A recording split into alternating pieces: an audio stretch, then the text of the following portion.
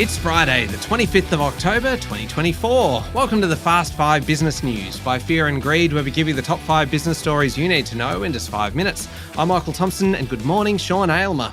Good morning, Michael. Sean, 5 big stories to get through in just 5 minutes, so we better get going. Story number 1, the founder and CEO of Wisetech Global, Richard White, has resigned effective immediately after 2 weeks of revelations about his personal life and a 30% drop in the company's share price.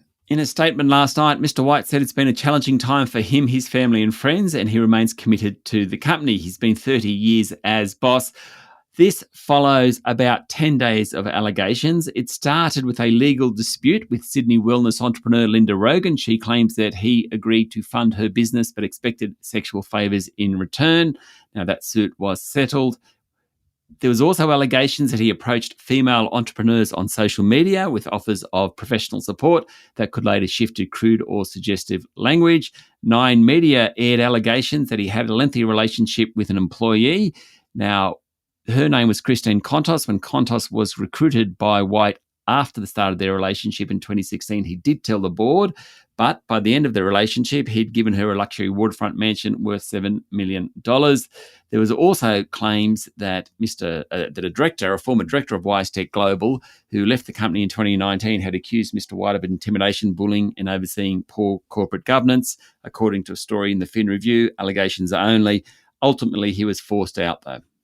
Why do you think he went? Sean, do you reckon it was a personal decision or was he forced into that? We'll never know. Ahead of the announcement yesterday after the market closed, Wisetech Global's share price hit a 2-month low, falling below $100 a share, down 29% over the past couple of weeks. There would have been a lot of pressure from big investors for him to step down. There would have been a lot of personal pressure on him as well. Okay, moving on to story number 2 now. China has accused Australia of systemic racism and hate crimes, as well as hypocrisy, after an Australian diplomat raised concerns about human rights abuses in Xinjiang and Tibet. It came from a Chinese foreign ministry spokesperson after Australia spoke at the United Nations earlier in the week. It's worth quoting. Australia, long plagued by systemic racism and hate crimes, have severely violated the rights of refugees and immigrants and left Indigenous people with vulnerable living conditions. There's more. Australian soldiers have committed abhorrent crimes in Afghanistan and other countries during their military operations overseas. These Western countries turn a blind eye to their severe human rights issues at home, but in the meantime, point their fingers at other countries. For his part, Anthony Albanese said that Australia has been clear and consistent with China over concerns about human rights abuses. Story number 3. If you're flying Qantas today, Sean, you better check that your flight is still running to schedule or scheduled at all, because 600 engineers are expected to stop work throughout the day. They are. Qantas is holding its annual general meeting in Hobart today. The strike action coincides with that. There are 2 sets of 4-hour stop works in Sydney, in Brisbane, in Hobart and in Perth. Engineers are the guys that conduct the pre-flight safety checks. We want them around. They want a 25% pay rise over 3 years. Sounds like a lot, but they've actually had pretty much a wage freeze over the past 4 years. Story number 4, there's a stoush. Sean, maybe a Barney between the big banks, with Commonwealth Bank and Westpac supporting current guidelines around home lending, while NAB and the Australian Bankers Association want the rules eased. This is over something called the serviceability buffer, which is currently 3%. It's the amount a lender needs to be able to service when getting, or the amount a borrower needs to be able to service when getting a loan. So if you get charged 7% for your home loan, you need to be able to repay a loan at 10%, 7 plus 3%. Commonwealth Bank, Westpac say it's prudent. They say the answer to the home loan crisis isn't to put more people into debt.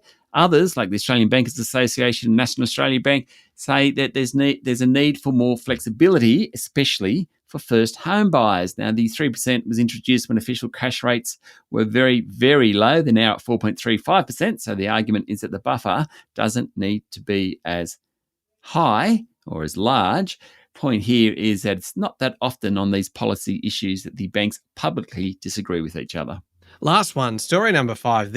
This is something else altogether. In the US, there are growing concerns about the big supermarkets introducing surge pricing, meaning higher prices on different items at different times of the day.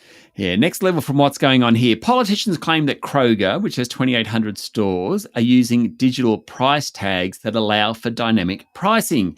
They also claim that facial recognition technology could be considered in pricing decisions. According to a New York Times story, Kroger just said it's not happening, and Walmart, which has 4,600 stores, said it has the technology also, but it's not being used for dynamic pricing. Electronic shelf labels are definitely being deployed across the country. Now, the politicians, mostly Democratic politicians, asked Kroger whether it would use these tags to raise prices when it sees fit in order to maximise profit. The thing is that the response didn't really allay the fears. Kroger said the new price tags were designed to lower prices for more customers where it matters most. That wasn't a no. No, doesn't sound like a no. There we go, the top 5 business stories in 5 minutes. Thank you, Sean. Thank you, Michael.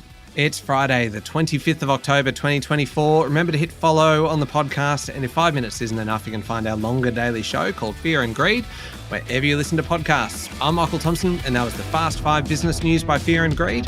Have a great day.